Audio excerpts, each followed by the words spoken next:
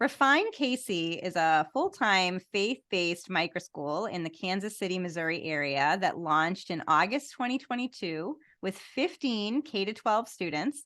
Today it is at capacity with 40 students, 6 teachers, and lots of inquiries. Annual tuition is about $6,000 a year, although roughly half the students' families pay less than that, thanks to Refine KC's fundraising efforts and scholarships. 3 of Refine KC's founders are with us today. Matt Barnard was a public school teacher for 28 years and now serves as the principal math and phys ed teacher at Refine KC. Matt's wife, Amy Barnard, has a degree in elementary education with several years of experience teaching, as well as experience managing a nonprofit Christian ministry. She is a 3rd to 5th grade teacher at Refine KC. And Amanda Zaring has a master's degree in secondary education with an emphasis in history, as well as 15 years of corporate business consulting and training experience. She teaches English and history at the middle school and high school levels at Refine KC. Matt, Amy, and Amanda, welcome to the Liberated Podcast. Thank you. Thank you for having us. I'm so glad you're here. I had a chance to visit your school and meet you a few weeks ago when I was in the Kansas City area. And it's really exciting to see this growing ecosystem of education entrepreneurship really within a few short miles of kind of where you're located, this kind of cluster of microschools and non-traditional, highly individualized education models that are emerging there. So it's great to see it in person and to meet you and see your beautiful space. I'd love to hear a little bit of the origin story of Refine KC. You know, when and how did you decide to build this program? Who wants to start? So, Matt. probably, as a public school teacher, I know in July I was sitting in my basement and working on some things for the next coming school year, and I really kind of felt a push to really start brainstorming about, hey, what if we started our own school? What would that look like? And so typed out a lot of things, shared it with Amanda and her husband Ryan, and just, it was kind of a dream at the time, and we prayed about it, and didn't think a lot of it at the time, but I went into the public school year really kind of uneasy. And as far as, usually I would have been very excited to go back to school, but this year it was very, very different. And it was almost like I was on guard. And so went into the year and just really felt uncomfortable because I'd really realized that there were so many kids that were just lost in the world. You saw kids that would completely change from their 8th grade to 9th grade year. And I mean, these were good, a lot of them were good, solid kids from good, solid families, but they were just really, really getting lost. And so I really felt that they really needed, prayer. And I mean, they really need to have, the Holy Spirit with them. And but that was something I really couldn't give them in public school. I could be a light, but the things I wanted to share with them, I just wasn't able to do in that setting. I also saw there wasn't a lot of accountability in public education, where kids were just kind of getting just moved through from year to year to year, and then graduating, and I'm going, hey, you guys really aren't ready to graduate and go out in the world. It was just basically, I saw this emphasis of just pass kids through. So that really, really weighed on me, and just the way the culture of the world was, really, it didn't align with God's word. And so that was a big thing as well. And so we were sending kids into this environment where it wasn't honoring to God for the most part. It didn't align with God for the most part as well. But yet our kids were supposed to be the light, to shine, but they're not equipped to do those things. So we ended up pulling our son from public school. He would have been a freshman where I taught, and that was a hard conversation. Amy and I really kind of battled over that. If that's the right thing to do. And then Ryan and Amanda had 2 students in a different school district, and I know they kind of battled the same way as well. And so we ended up homeschooling, and we did that between the 3 of us, and we did that for a year. About January of 2022, I had a phone conversation with a gentleman who's a pastor who's helped start a number of Christian schools, and he was a big cheerleader. And he said, if God's called you to do this, then you need to go and do this. So we did. January 26th of 2022, we really started. And so Ryan and Amanda and Amy and I, we'd sit at each other's kitchen tables, and we wrote handbooks. We wrote our 501c3 and everything. And so from January 26th to end of August of that same year, we got everything put together, and we launched in about 7 months. So pretty amazing. Just amazing. So Amanda and Amy, I'd love to hear your reflections on that initial launch period, sort of from idea stage to opening. What was that like for you from your perspective? Amy, maybe we'll start with you. I'll let you start. Honestly, it was super exciting. We had an unnatural amount of energy to put toward this. It meant so much to all 4 of us. And our kids had to tell us to stop working on school. Like, we can't do school tonight, guys. But we knew that it was necessary. We knew that God had called all of us to it. And we had a great time. It was hard things that we've never done before.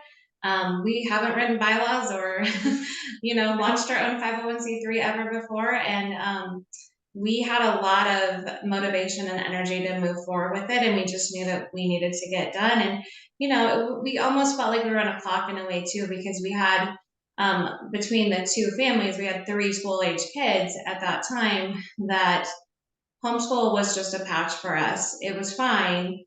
We did the best that we could, but we knew that our kids needed to be around peers that were like-minded in order to thrive the best. That doesn't mean every family needs that, but for our families, we knew that that's what God was telling us to do. So we didn't want to waste any time, and we just trucked along and got as much done as we could. And we had a great time and had a lot of expectations and ideas of how we thought it would go, and God would constantly show us, this is actually the way. So it was a lot of fun. I look back on that time as a really exciting, fun time. This time that we're in now is like, this is the actual hard part, and we're exhausted now. Yeah, right. And it's that you're doing the work now, serving all these families, and you have this unmet demand. So sort of thinking about the future scale of the program. So we'll get to that in a little bit. But Amanda, I'd love to hear your thoughts on that early stage startup experience. Yeah, so I had a little bit different perspective because I came from corporate consulting and specifically in the space of business. And so I was very ready to tackle all the startup concerns.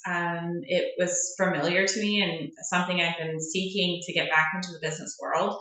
I just didn't ever think in a million years it would be with a school. I just always thought I'd go back into something else.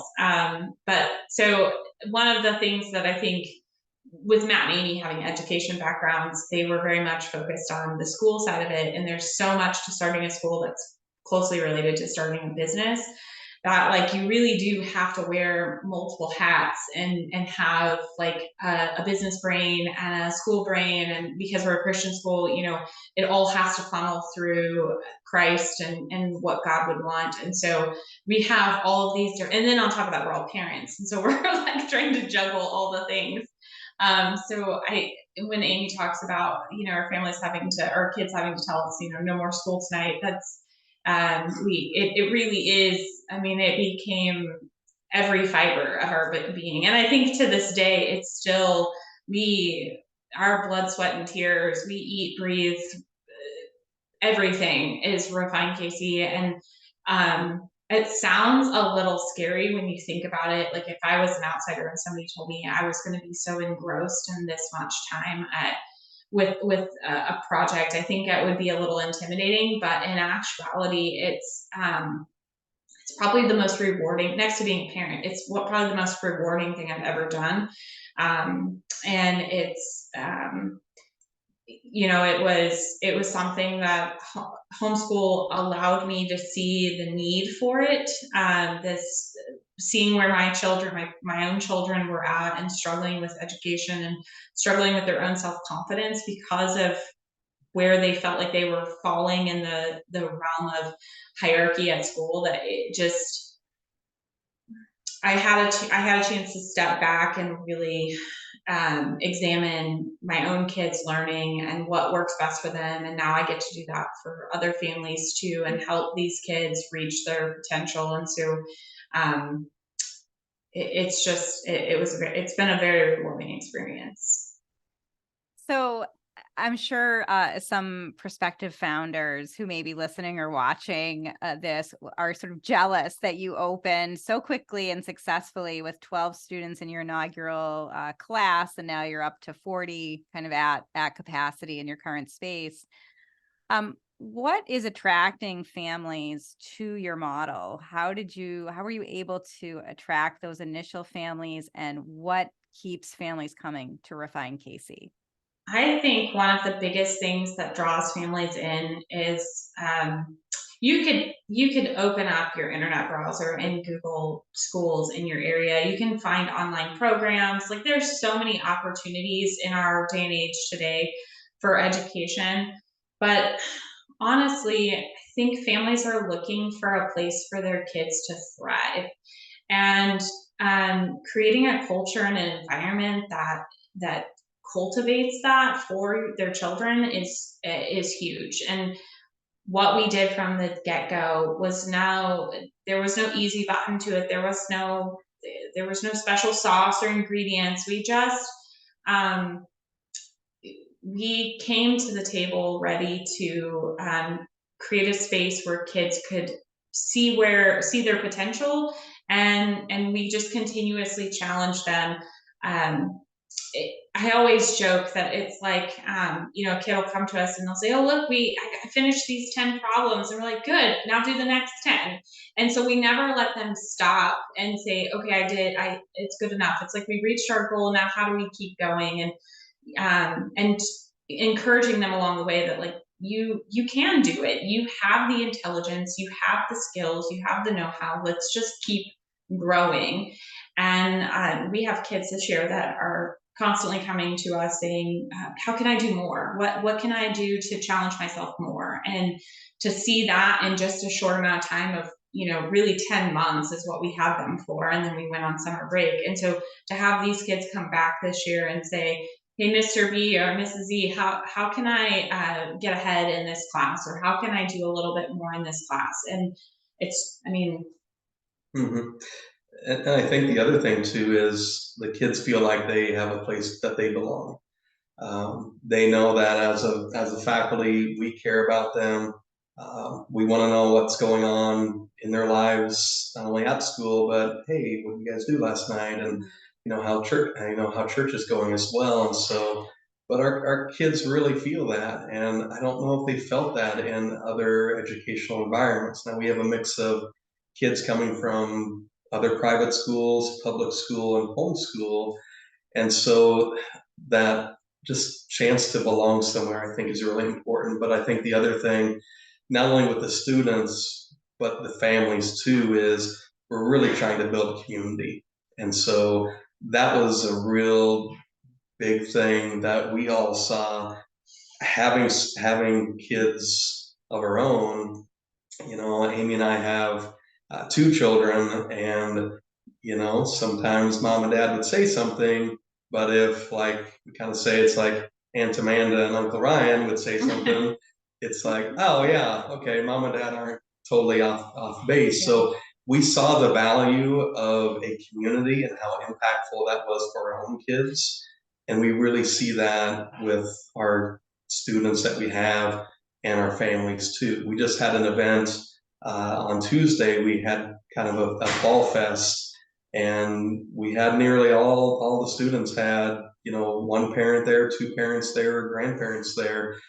And part of that, the beauty of that was it was 3 hours where, hey, families can just get together and fellowship. And I really think not only are, you know, parents want that for their kids, but they want that for themselves. And we really need that community because I think we've seen in the last few years that our world's been divided, and then with many things, you know, people have lost that social interaction piece as well. And so to get that back and to have that, I think has been really a strong point about our school too. I would say advice for a new school would be figure out what your culture is going to be, and then, or what you want it to look like, and then strive for that. But promote it too. Like, what so much of what Amy did in the beginning was promote what we wanted the school to look like. So anytime we got an opportunity to take pictures of the, you know, kids doing a craft together, or a family activity or something like that, she would promote it through social media and market it that way. And so from a business standpoint, again, using the business side of our jobs here, from a business standpoint, we were constantly showing the world through social media, like, this is what we are doing. And then we're on the other side of it, we're delivering it. So it's pretty simple business logic there of, like, if you create a product and you deliver on that product, you're gonna get positive results from that. And I think that's what we've seen really from all of this, is that it's just positive results from not only producing a culture, but also, you know, delivering on a promise. And Yeah, you know, I think it's really interesting. Refine KC focuses on individualized learning. I mean, you're really trying to offer an alternative to a conventional schooling environment, whether it's conventional public school or even a conventional private school or a conventional Christian school. You're a recipient of a VELA Education Fund microgrant that supports these founders like you, everyday entrepreneurs, parents and teachers who are building these non-traditional out-of-system models. And I know when we visited, Matt, I was struck by something that you said. You said we focus on personalized and Christ-centered learning. You're made a certain way, and we just have to figure that out. And so it's really this sense of the curriculum is meeting the child's needs, not being imposed on the child. You're sort of figuring out who each child is, what they need, and then adjusting the teaching and learning accordingly. Amy, I'd love your thoughts on that. I mean, this is in some ways, you know, a radical educational approach, right? Let's individualize learning. Let's basically do the best of homeschooling within a larger group of people, within community. Has that been a difficult sell? Or I guess not, because you're in high demand here. It's not a hard sell. Parents want that. They want their kids to be looked at as the individual student that they are, instead of this is a third grader. It's not a hard sell. It's a hard thing to deliver for sure. We clearly see why public schools herd children through. It's much easier. It's tricky for, you know, you can't do it with a large class size. It's tricky in the facility that we're in. We're running out of space, things like that. But it works, and I think it's actually been what's drawn a lot of families to us. We hear a lot, we feel at home here, we feel like we're part of a community, and we think that you see our child. So we say a lot, like, this isn't Joey, or this isn't a fifth grader, this is Joey. And so Joey might be reading at a second grade level, but doing math at a sixth grade level, and that's Joey. And so we want Joey to move forward where he needs to move forward. And I think all of our students at this point know that they're not at any certain grade, they are just where they are, and they are challenging themselves. They're taking ownership of their own learning to move higher from wherever they start. So they know that they're not stuck in any specific curriculum throughout the year. I teach third through fifth grade, and I've been moving kids. It's only October or November now, and I've moved kids several times. They've realized that if they motivate themselves, that they can move forward, and they want that. And so that's what we want for kids. We want adults in society to thrive at their own level. So it's not a hard sell. It's definitely hard to deliver, and it takes experienced teachers and willing teachers to really think outside the box to make it happen. There's a Yes. lot of innovation with it. Like we're constantly regrouping, even down to how we utilize a textbook. I mean, there's some traditional ways that we tend to gravitate towards, but we're constantly like coming up with new ways to do assignments, new ways to test, even to make sure that we're taking out any barriers that are causing our students to feel like they're being pigeonholed into something, so a lot of innovation. Yeah, I love that focus on each individual learner, that it doesn't matter what's quote unquote grade they're in. It's really their mastery of content at certain times in certain ways, and you'll help facilitate that. And I think it's a really interesting point, Amy, that the sort of standardized one size fits all model is more efficient and easier to execute, but not necessarily meeting the needs of individual children. And again, I think that that's seen in how popular your program is. So I guess that gets to the next question of how do you continue to serve all of these families that want in, and that you are really sort of busting at the seams with your current location? Have you given some thought to your future growth and what the next couple of years look like?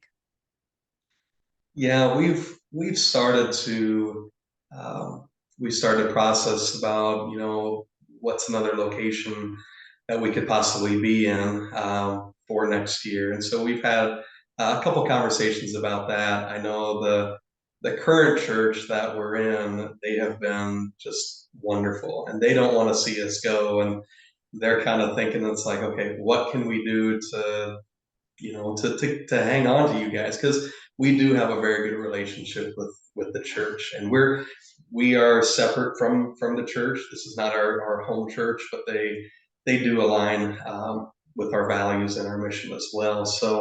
Um, so that's one thing, looking for a different space. The second thing that as a board that we're starting to do is, okay, what does it look like as far as adding more faculty, knowing that most of our income that we have is from tuition, and so we're trying to make it work for families. But what does that look like in terms of adding more faculty in the future? And I think we've all seen this in education too. Is teachers are getting hard to come by. And so we want to provide a quality education, and so we're kind of looking at how can we find, quality teachers to come on board with us, but also, being able to pay them as compensate them as much as possible. Now, that's been a hard thing for us right now in year two. We aren't to the level of where we want to compensate our faculty yet, but we're gaining all the time. But it's really, for all six of us that have came on board, it's really been a leap of faith. I mean, all six of us feel like, hey, we've been called to refine KC to do this.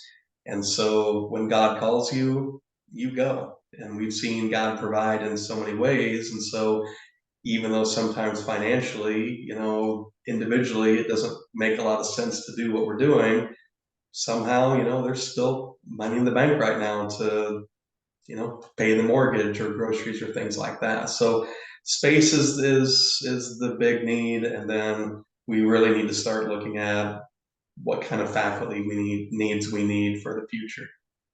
We also have been even spending time in our downtime talking about almost like a draft board, if you will, of like what students would pair up nicely with each other to challenge each other. So we're even are thinking about it at such a finite level as well, of like how do we properly place these students to continue the growth.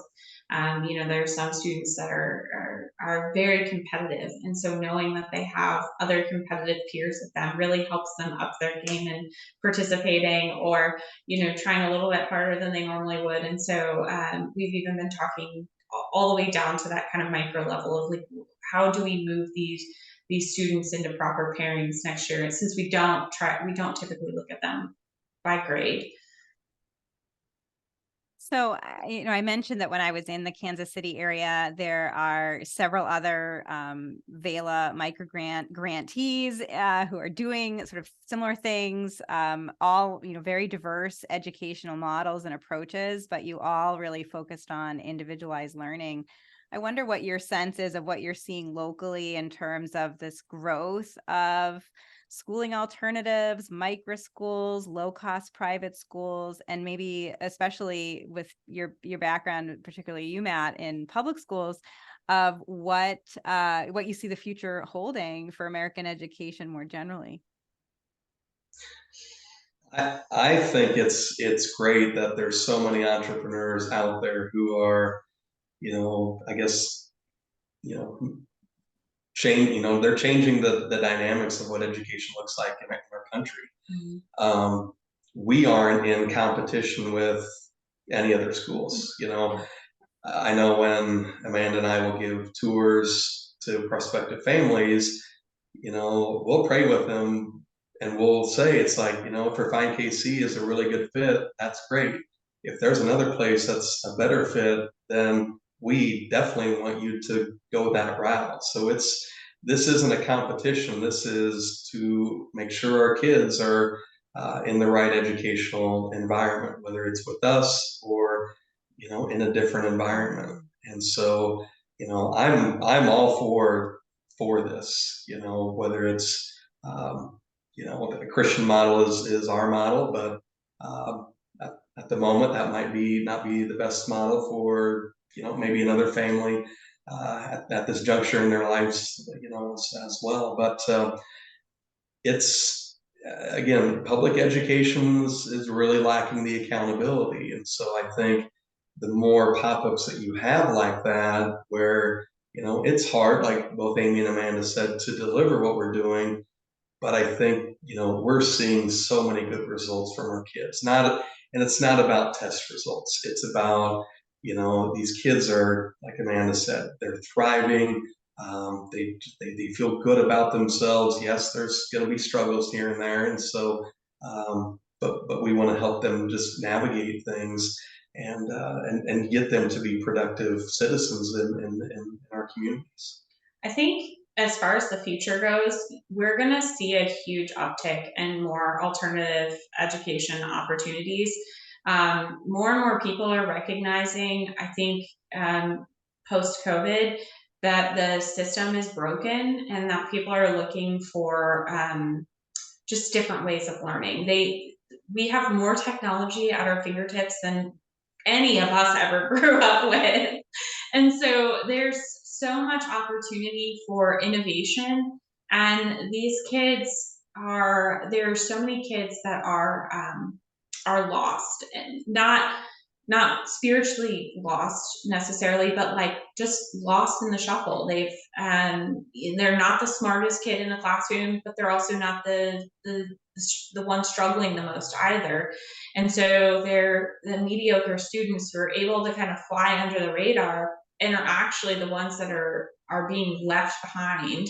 And so most of our students are these middle of the road students who really have been able to fly under the radar, and they look like they're underperforming or just mediocre performers, but in actuality they just were never in an environment where they could where somebody came along and said, I see you're struggling, let me just put this in a different way for you.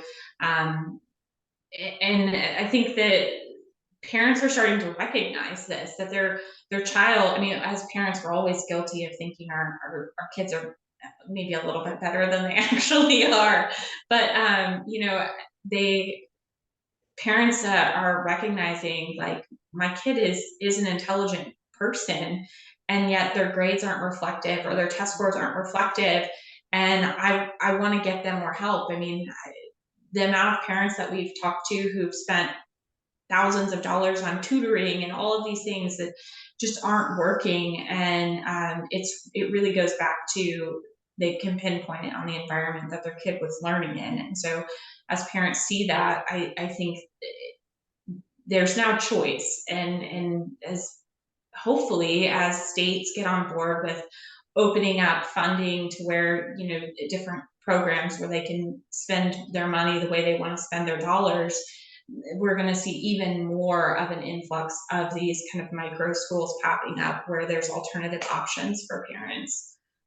It's almost, so I grew up in Nebraska in a rural area, and the trend is interesting because we used to have all these K-8 country schools. My mom went to country school, walked down the gravel road and, went to school with the same kids. Amy's classroom definitely looks like a one-room schoolhouse every day for her entire day. But it's almost like that trend is beginning to reverse that. And I think about the things that my mom would say, going to school with her brothers and sisters, but there was that community feel in that one room schoolhouse where you had, people 2 miles away and a mile away and things like that, but they all knew each other. They did things together. And I think that's, bigger is not necessarily better. And it's kind of what we see in the metro area where we live is we see these gigantic schools with tons and tons of resources. But again, to reiterate what Amanda said, we got lost kids. They don't feel like they belong. It's just, they're they're a number. They're not a name. And so that's what I'm really, seeing, I think, is this, well, let's get back to community. Let's value that, and let's value the relationships that not only our kids can have, but our parents can have with each other as well. Yeah. So as we begin to wrap up, I'd love to hear a little bit of your advice on what it takes to be an education entrepreneur. I have a lot of prospective founders that tune into this show and maybe thinking about taking the leap. Now you've had such success in a short period of time. Amanda, you touched a little bit on this in terms of marketing and making sure you're touting what it is you're doing.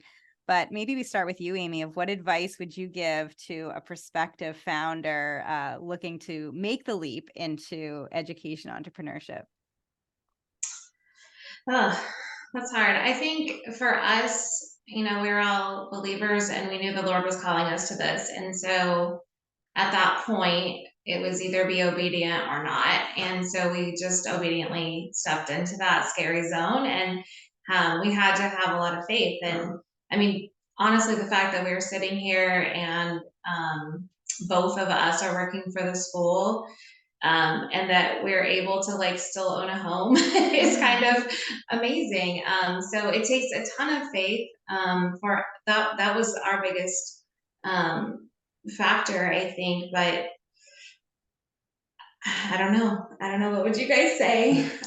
I always say the biggest thing that you can do starting out is get you a community. You need people to come alongside you because this can be lonely. It can be scary. You can doubt yourself at any given turn. And just having those people around you. And honestly, I don't know how you two feel about it, but I know my husband and I would sometimes, it would create division. So sometimes we needed referees to be like, no, I agree with you, or no, I think you're a little off base. So having those people around you, and it wasn't just the four of us. I mean, we've had people sprinkled in along the way that have either given us encouragement or given us a new perspective to look at, or helped make things that were scary, like doing our 501c3, not so scary because they were able to come alongside us and produce that. But again, it's having those people around you. I don't know how anybody does this by themselves. I couldn't imagine doing it by myself. That's a good point. We've talked to people who are trying to do this alone and tried to encourage them. And at the end of the day, we've all come back to, you really need a community to make this work. So for us, it was just two couples. But like Amanda said, if Matt and I were trying to work through, these are really important decisions that have to be made, and they affect so many people. And so when we're trying to work through them, there were times when we just literally could not come to an agreement. And so we would have to pull in Amanda and Ryan, or Amanda or Ryan. But at the end of the day, we all four had to agree on it or we didn't move forward. And I don't know. I mean, marriage is hard enough. So, doing that just with your spouse is almost impossible. We've met some people who are literally just trying to do it alone, and I don't know how they do it. So I would say find people who believe the same way that you do in what you're doing and are as motivated as you are, because you need each other. I mean, I would say all four of us have wanted to throw in the towel at one time or another. Thankfully, none of us at the same time. Yes, but that's the thing. It hasn't ever been at the same time, and so it kind of works. But it's not easy, and even though it has been successful, it's been a lot of really hard work. And I would just say prepare yourself for that, because you're not being called to do something small. It's a big task, and it's really important. We have kids' lives at stake here. Like, they really need, like Amanda was talking about, with these students who are just getting lost. Whenever you get to that point of figuring out what they were stuck on, their confidence boosts tremendously. And this is why we're doing what we're doing. And then they can kind of soar, and then they'll get stuck again, and then we boost again, and it all works. It's all worth it in the end. You have to look at your end goal. The other thing I would say we learned probably from our homeschooling year was that nothing is set in stone.